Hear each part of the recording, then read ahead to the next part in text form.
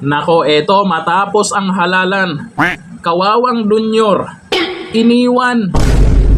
Siyempre may nanalo sa kanila. Nagkaroon ng victory party di umano. Sana all. Anong ginawa ng alyansa? Isa lang ang pumunta. O di ba ilan ba sila? 10 na lang pala. Kasi yung dalawa lumipat na sa PDP Laban, di ba, bago mag-eleksyon, yung last minute na o last ano na, si Amy Marcos at si Camille Villar. 10 na lang sila. May nanalo naman sa kanila. Pero anyari, isa lang ang pumunta. Wala ba kayong respeto sa Pangulo nyo? Victory party. Siyempre pa-party yan. Party na naman. Sana Ito na naman kasi party na naman. Ang tanong lang kasi dito, kung totoo man ang balitang ito, kasi ang sabi nila, ang fake news daw mga vlogger, itong mga nagbabilita, ay hindi fake news tong mga to. Maniniwala tayo dito. Kaya ngayon, ito ang pagbabasihan natin sa post nila. O, yung Alyansa Victory. Nako, party. Ay, nako, isa na lang yung nandyan eh. O, ito, basahin po natin yung balita nila dyan. Nasaan naman yung iba? Yung mga nanalo, ay dapat nandyan yan. Si Tulfo at yung iba. Bakit ang tanong dito, bakit hindi sila sumipot dyan sa party Sana ni Junior? all. Anong dahilan? Dahil ba doon sa, di ba yung Alyansa Campaign Manager ay may mga binulgar na, may mga sinisi na. Tapos kay Arnold Clavio, kung yung nakaraan, kung napanood nyo yung video natin, ay may pag-usapang 20 billion. Saan napunta? Kumbaga may samaang loob sila o baka ginamit lang ang alyansa kasi may budget doon sa halalan. Yun ba ang dahilan kaya doon sila kumampi? Kasi yung PDP Laban walang budget eh. Nakikita nyo naman yung rally nila. Minsan yung iba wala pang ang ilaw. Di ba? Madilim pa. May nagreklamo madilim. Eto po ha sa balita. Gamitan game over. Game over na daw ha. Alyansa's victory lap turns solo act. Senador Lito Lapid emerged as the lone state member at the administration's Thanksgiving bash with President Bongbong Marcos Jr. Kawawang nag-isa na lang. Ay, solo-solo lang sila party-party dyan. The event meant to celebrate. Sa bagay, marami namang pumunta dyan. Yun nga lang, yung alyansa senatorial candidate po, yung lalo na yung mga nanalo, at isa lang daw, di umano, ang pumunta, ayon dito sa balitang to. Meant to celebrate alyansa Senate seat wins. So, winning candidates absent, with only Lapid appearing alongside PBBM and other administration allies. Ako, ewan ko lang kung ano ha. Palala, ewan ko lang kung anong dahilan. Baka busy lang sila. Baka nag-celebrate kasama yung pamilya ng mga senador. Pero yung talo, maintindihan po natin na hindi mag-celebrate dyan. Talo na nga, may celebrate pa. Diba? Maintindihan natin yung mga natalo. Pero yung mga nanalo, baka hindi nakapunta dyan dahil nag-celebrate kasama yung pamilya. Ayun. Baka yun yung dahilan. Hindi yung baka daw iniwan si Junior, ginamit lang yung alyansa kasi may budget. Baka hindi naman. Titingnan po natin yung reaction po ng mga netizens tungkol dyan sa balitang yan.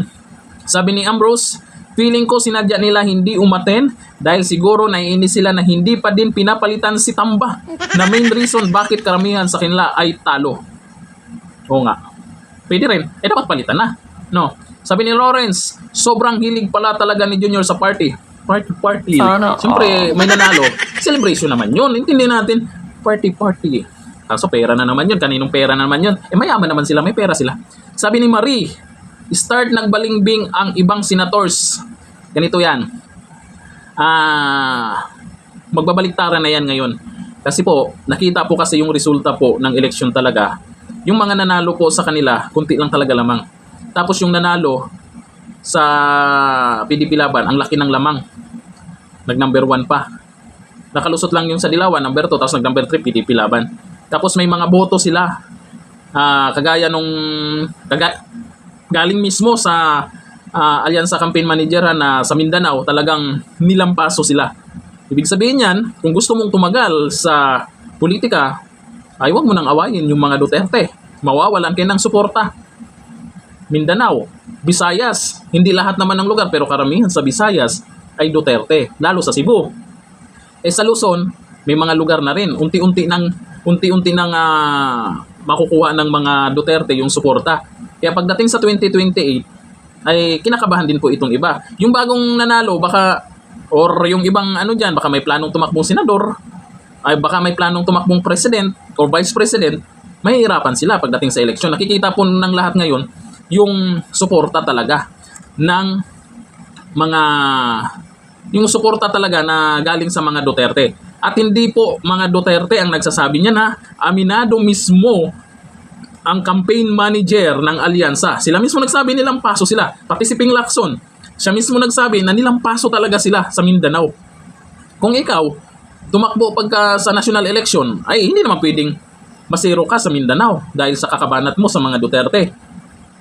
O sabi po ni Ramon, laglaga na. Sabi ni Roel, asa na yung sigaw na 12, 12? O, nasa na yung 12-0? Umalis yung dalawa, 10 na lang sila, pero laglag pa rin yung iba. Pati yung mga balimbing na sumanib sa kanila, laglag na rin sila. Yung doon po nagagalit yung mga tao na nagpa-endorso dati sa mga Duterte, tapos bumalimbing. Yun yung mga natalo ngayon. May isa dyan na galing sa PDP Laban, bumalimbing, talo. May isa dyan na binabanatan si Junior noon, pero sumanib doon. Ang nangyari, talo. Yung mga balimbing, kaya mag-iwas-iwas kayo sa magpa-endorso kayo kay Duterte nung si Duterte pa yung presidente, kay BP Sara, pa-endorso din kayo, tapos bandang huli ay trinidor nyo, no, anyari, o yung sa Cebu, ganun din. Karma, tawag dyan. Kaya ito, kung totoo man ang balitang ito, ha, kasi sabi mga vlogger daw, yung fake news. Sino ba yung nagsabi nun? May yung nagsabi na congressman na gano'n? Nasaan ba siya ngayon? Mukhang nakarma din ata. Mukhang talo din yata. Itong balitang to, kung totoo man to, isa lang ibig sabihin nito. Wala talagang solid na sumuporta sa alyansa ni Junior. Baka andyan sila dahil siyempre administrasyon, tapos hindi talaga mawala ng budget kung saan sila mga kampanya. Ngayon, tapos ng eleksyon, bakit wala sila? Dito natin nasasabi na yung impeachment kay BP Sara, hilaw na hilaw talaga. Pagdating sa mga senador, siyempre magbobotohan yung mga yan. Kaya sabihin natin na, tungkol sa ebidensya or ganito, galing pa lang sa Kongreso, questionable na yung mga pumirma. Dyan sa Senado, nakikita natin, hindi naman sa sinasabing binibilang na natin yung pabor kay BP Sara, mukhang maraming pumabor sa kanya. At alam natin sa politika, pag sino yung pabor, kumbaga parang ano yan parang matamis na pagkain o asukal. Kung nasaan yun ang nilalapitan ng langgam. Ngayon, nasaan ang asukal na yan? Mukhang na kay BP Sara, ha? Yan yung mga laro ng iba sa politika. Kaya yung iba, nakakarma sa kakabalimbing nila. Ngayon, tandaan nyo, yung mga nasa kabila, papabor sa mga Duterte yan, babasihan nila yung resulta ng halalan. Solid ang mga OFW. Tingnan nyo mga bumoto ng mga OFW. Duterte. Tapos sa Mindanao, sa Visayas, may ibang mga lugar, solid. Sa Luzon, talagang may makukuha yung alyansa. Kasi dito lang sila nag-ikot-ikot, mag-rally. Hindi sila makapag-rally sa Mindanao. Isang beses lang. Ayon, yan sa alyansa mga campaign manager na isang beses lang sila doon. Kaya kung ikaw, may planong tumakbo sa 2028 or malay natin may plano sila, ay ihinto nyo na yung paninira sa mga Duterte na wala naman kayong sapat na ebidensya at lumalabas na paninira lang. Kasi yung usaping confidential fund, hindi lang si BP Sara may confidential fund. Yung iba mayroon namang confidential fund, lalo na yung Pangulo at kung sino man dyan. Tinatanong ba nila kung saan ginamit? Hindi naman maipaliwanag kaagad yan kasi confidential nga. Doon kay BP Sara, nagsalita na rin ang COA. O ano na, halata ba? Kaya, eto na. Magdaglagan sila. Mukhang iniwan na si Junior dyan sa party-party nila. Hanggang dito lang. Thank you. Bye-bye.